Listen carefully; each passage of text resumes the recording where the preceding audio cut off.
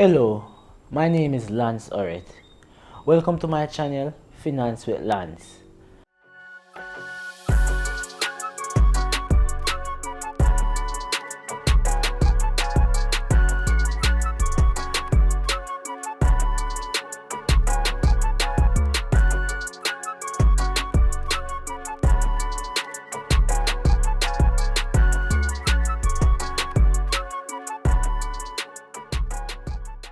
On my channel, I'll be discussing about investment topics and personal finance.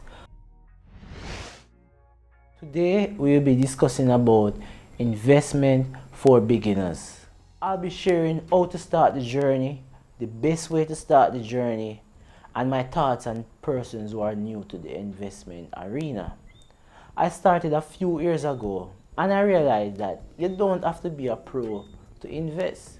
I just learned the basics. I began to read Warren Buffett, Philip Fisher, and I realized that one of the key things about investing, it's simple. Just start early. Invest in what you know, and if you don't want to own the business, don't buy the stock. Before I go any further, there's two key things I want everyone to grasp. Number one, always invest in yourself first, and number two, before you invest into real estate or stock market, always have an emergency fund. Also, I am not a licensed financial advisor, so please speak to your financial advisor. These are just my thoughts and my opinion I am sharing with the world. It's for informational purposes. Two key things every beginner investor must ask is, do I want to become a passive investor or an active investor?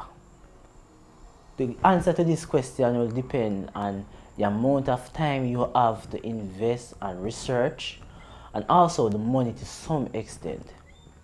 And each way have their own pros and cons. The passive investor. The passive investor is someone who does not spend a lot of time investing. They allow professionals and trusted individuals to do the investing for them. And two of the main ways are through unit trusts and through index funds.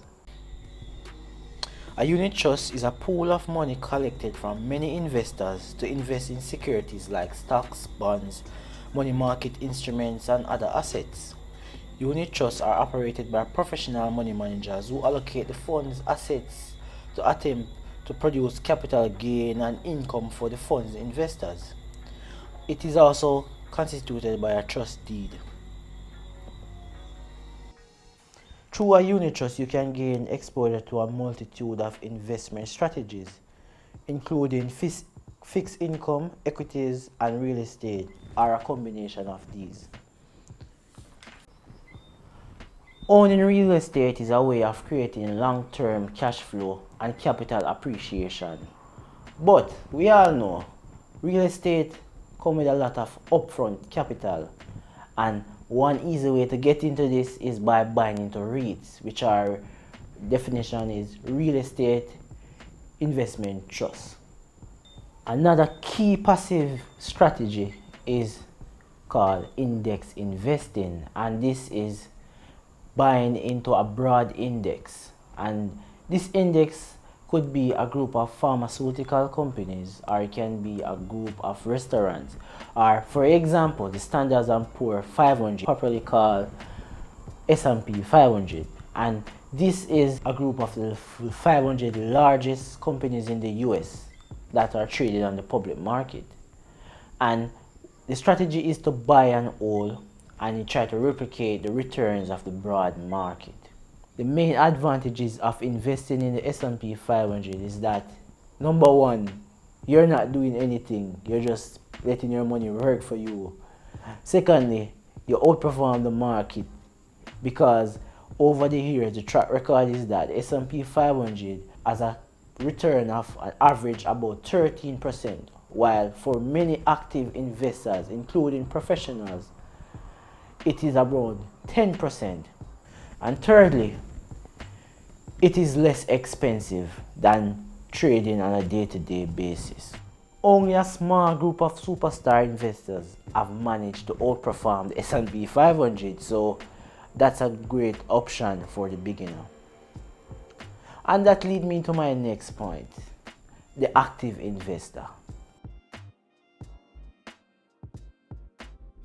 So active investors are persons who engage in a direct and more intentional way of choosing their own stocks and also developing their own portfolio. So these investors, they spend the time and research into buying their own stocks. This could be professionals, or it could be individuals like me who just decided that I want to invest on my own and I want to buy my own stocks without the help of professionals. Alright, so now that you've decided that you want to actively manage your own portfolio, you will now have to dedicate your time to your research. You'll have to study the business models, and you will have to track the market by yourself. This way is more time consuming and it takes dedication. As an active investor, I think you should develop a philosophy. You should develop a stock picking style. For example, you have value investors, you have growth investors, and you have income investors. And you just have the regular day traders. You have to decide what is going to be your goals and your time horizon in achieving these goals. And this will help to guide you. Find a mentor, and then when you find a mentor, you develop this style. The value investing strategy is a way of picking stocks that are trading below their intrinsic value, which is what they're really worth. Not what the people think or what the market think, but what they're worth. It's like buying dollars for 40 cents. That's essentially what value investing is. Growth investing, now, on the other hand, that is investing mainly for capital appreciation. That means you're investing on the expectation that this stock will continue to grow and the business will grow, the revenue will grow, the bottom line, which is the net income, will grow.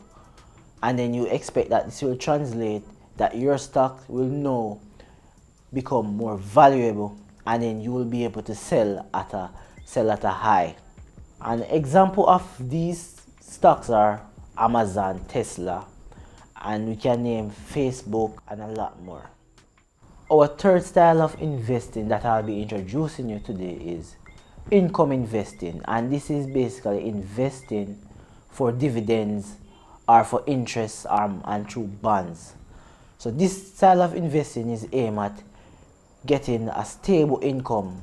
So you will look for dividend stocks that pay dividend on a regular basis, or bonds that have a consistent interest payment, and that will help to supplement your income. And this style of investing is normally reserved for the more conservative investors who just want to gain some more income.